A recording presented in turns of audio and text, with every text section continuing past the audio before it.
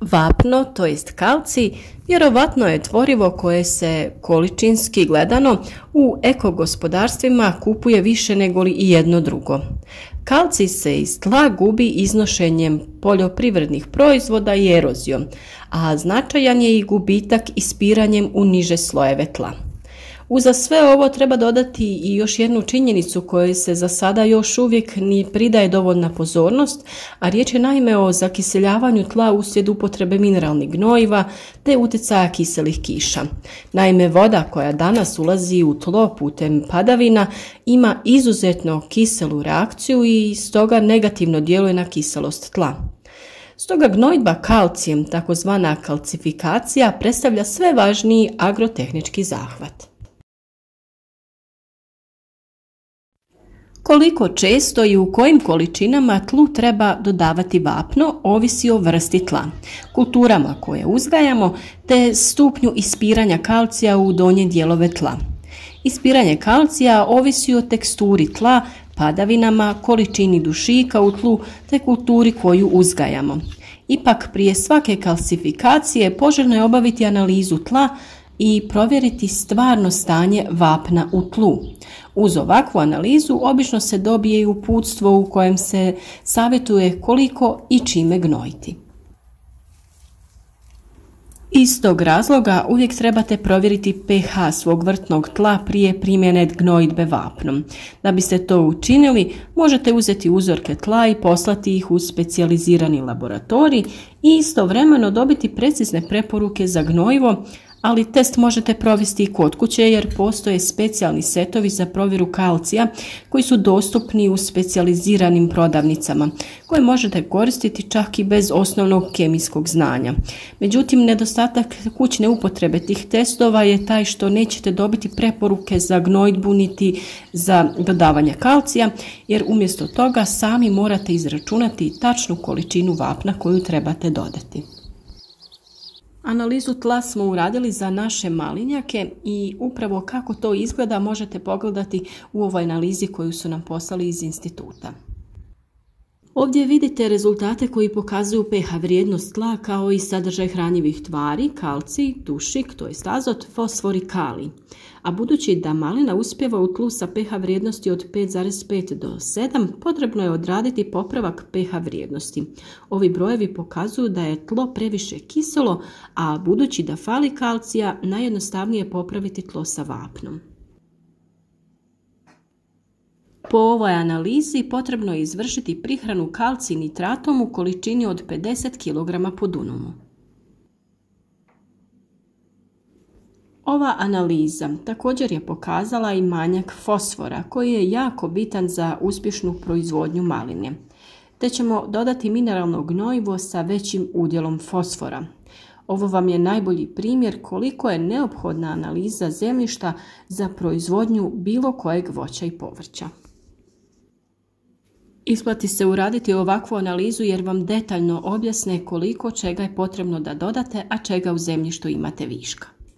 A video o pravilnom uzimanju uzorka za analizu imate na našem kanalu. Mahovina voli kiselo tlo. Ako na travnjaku imate puno mahovine, to je siguran znak da je vaše tlo kiselo. Vrtna vapna ovdje pružaju lijek, jer su alkalna i stoga povećavaju pH vrijednost u tlu. Najbolje je vapno primijeniti u proljeće. Pored mahovine postoje još neke biljke koje pokazuju da imate kiselo tlo, a to je zečja djetelina, poljska kamilica, poljska preslica, mačuhica, drvena kiselica i tratinčica. A biljke koje vole vapno su vilino oko, kopriva, maslačak, konjsko kopito, adonis, cikorija i zvončić. Žuto lišće, osušeni vrhovi izbojaka ili smećkaste mrlje na plodovima, to su sve simptomi nedostatka kalcija koji često ukazuju na pretjerano zakiseljena tla. Ali ne samo zato što se ti fenomeni javljaju i kod pretapanja ili općeg nedostatka hranjivih sastojaka, na primjer zbog nedovoljne gnojidbe. Jer zbog nedostatka vapna, to jest prevelike kiselosti, biljke ne mogu kvalitetno apsorbirati hranjive tvari. Pojava vršne truleži ploda najčešće nastaje upravo zbog nedostatka kalcija.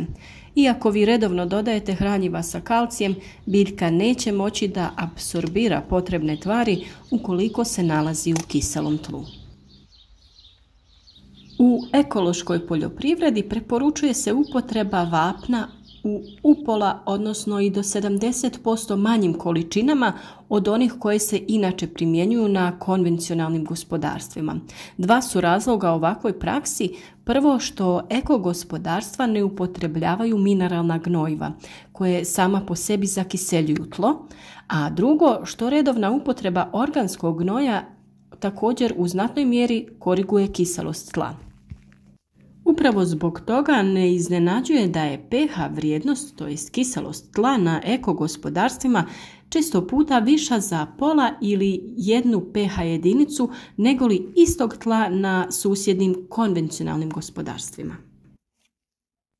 U osnovi vapno je oblik kemijskog elementa kalcija, koji je jedan od najvažnijih mineralnih gradivnih blokova ljudi, životinja, pa naravno i biljaka. U prirodi se kalcij javlja u raznim vrstama, stijenama i sedimentima, uglavnom u obliku kalcijevog karbonata. Ova je sirovina također osnova većine vapnenih gnojiva.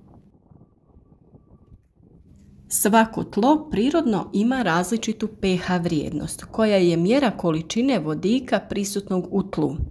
Vrijednost pH prikazuje se na skali između 0 i 14, a neutralno tlo ima vrijednost 7. Kisela tla su ispod 7, a alkalna, koja se nazivaju i osnovnima, oni su iznad 7. Većina biljaka najbolje uspijeva s vrijednostima između 6 i 7. Iako naravno postoje i izraženi ljubitelji kiselina, to su močvarne biljke ili biljke pijeska.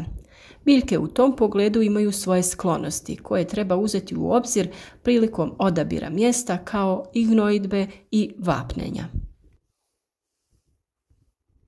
Ukoliko je pH tla previše kisel, to ima brojne nedostatke za biljke. Prvi nedostatak je dostupnost hranjivih sastojaka. Biljke ne mogu apsorbirati vitalne hranjive sastojke kao što su dušik, fosfor i kalij u kiselom tlu. I tu se javlja inhibicija rasta. Drugi nedostatak jeste djelatnost mikroorganizama. Bakterije i gljivice ne mogu razgraditi organske tvari u kiselim uvjetima tla, tako da se hranjivi ciklus u tlu razgrađuje. Još jedan nedostatak je što pri niskim pH vrijednostima aluminij se otapa, što ograničava rast korijena, a time i dostupnost hranjivih sastojaka i vode biljkama. Dodavanjem vapna, to jest vapljenjem, se suprotstavljate zakiseljavanju tla, a time i simptomima nedostatka vapna. Vapno je učinkovito sredstvo za poboljšanje tla jer biljke opskrbljuje kalcijem, a ujedno i druge hranjive tvari su dostupne u tlu. Istodobno dolazi do povećanja pH vrijednosti u tlu, tako da vapljenjem možete da se suprotstavite zakiseljavanju. Koje su to prednosti vapna? Vapno podiže pH tla i neutralizira kiselinu, opskrbljuje biljke kalcijem, poboljšava dostupnost hranjivih sastojaka te poboljšava strukturu tla i stvara fino mrvičasto tlo. Ovo je važno za održavanje biljaka u zemlji i njihovo unošenje hranjivih sastojaka. Vapno također promiče aktivnost organizama u tlu, jača otpornost biljaka na bolesti i otežava rast mnogih korova i mahovine koji vole kisela tla. Međutim, vapno ima i svoje nedostatke. Ona se javljaju pri nepravilnoj ili pretjeranoj upotrebi sredstva, što dovodi do bržeg raspadanja humusnog sloja, što u početku čini dostupnim više hranjivih tvari, ali dugoročno ono ispira zemlju. Vapno treba nanositi rano u proljeće ili u jesen, pri čemu je ipak poželjnija jesen. Sporo djelujuće vapneno gnojivo tada ima dovoljno vremena tijekom zimskih mjeseci da razvije svoj učinak. Napokon u proljeće svojim biljkama dajete početno gnojivo, što dovodi do zdravijeg i bržeg rasta zbog bolje dostupnosti. Nikada ne primjenjujte vapneno gnojivo istodobno sa dušičnim gnojivima jer to smanjuje sadržaj dušika. Obratite pažnju na široku i ravnomjernu distribuciju vapna. Vapno se sastoji od 3 hemijska elementa: kalcij, ugljik i kisik. U pravilu, biljke u pretjerano kiselom tlu i onako ne mogu apsorbirati nikakve hranjive sastojke, pa bi se nakon dodavanja vapna gnojidba trebala odvijati u razmaku od nekoliko sedmica. Vapno je dostupno u trgovinama pod vrlo različitim imenima, ali više ili manje slični osnovni sastojci skriveni su iza različitih marki. Najbolje je koristiti vapneno gnojivo koje se dobiva iz prirodnih naslaga vapna. Vapno ne smije imati udio magnezija veći od 10% jer može doći do zasićenja tla. Da li su vapneno brašno i vapno u granulama ista stvar? Vapno je čisti kalcijev karbonat koji je ponekad obogaćen magnezijem. U međuvremenu ovo brašno upravo je ono što naziv sugerira, fino mljevena stijena. Ovo je više ili manje vapneno ovisno o vrsti stijene, ali sadrži i niz drugih minerala i elemenata u tragovima. Iz tog se razloga teško može predozirati sa ovim vapnenim brašnom, dok gnojidba vrtnim vapnom u granulama mora biti precizno izmjerena, jer pretjerana gnojidba može imati drastične posljedice na plodnost tla, tako da morate provjeriti u uputama na određenom vapnu koje koristite. pH vrijednost tla nije statična i na nju se može utjecati kako povoljno, tako i nepovoljno. Košnja travnjaka i berba povrća prirodno dovode do usporenog zakiseljavanja kojem se mora suprotstaviti ciljanim vapnjenjem. Pretjerana gnojidba tla gnojivima na osnovi dušika također dovodi do zakiseljavanja.